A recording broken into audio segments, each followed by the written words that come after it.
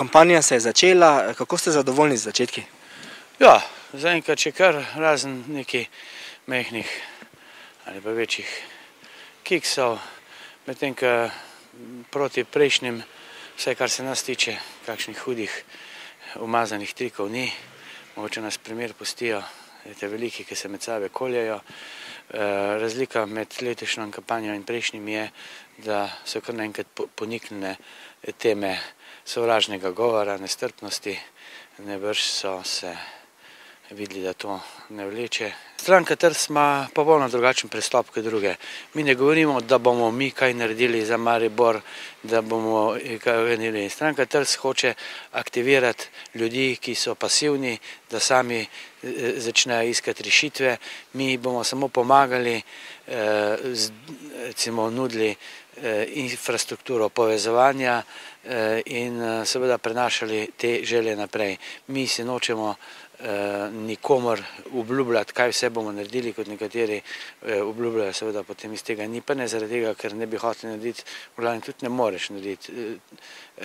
Državo, družbo sestavljajo in delajo ljudje, politika je pa zato, da jim pomaga, da jih usmerja mogoče, da išče najboljše rešitve, da se dogovarja, ne pa da dela namesto drugih. Ko ste se pojavili, ste bili, lahko rečemo, kar neka zvezda na nebu, neki nov up, sedaj vas pa ne zaznavajo raziskave.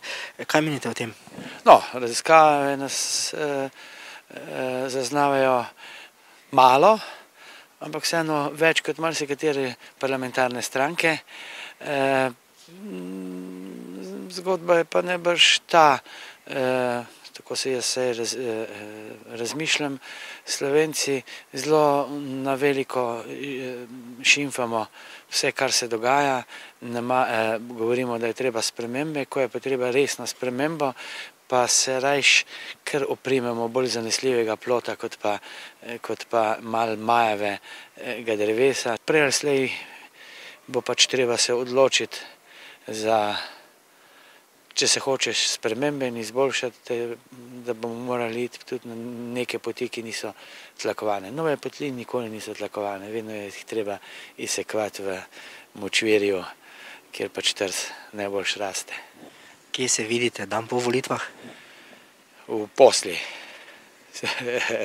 Da se bom malo spočil za 2 meseca nazaj. Ker če takole vidite,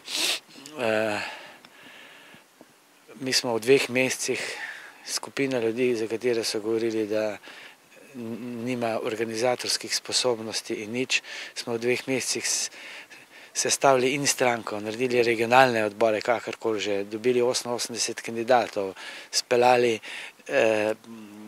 vse formalne postopke, kandidatne liste oddali, res eno grozljivo napako vmes, ampak to se zgodi, če si nov, če delaš brez denarja, nismo hoteli sprejeti nobenih donacij od firm, zaradi tega, da se ne bi že vnaprej zavezali. Kako težko ali lahko je bilo ljudi prepričati, da so pa vendarle naredili en korak več in so se spustili v te razburkane vode z vami?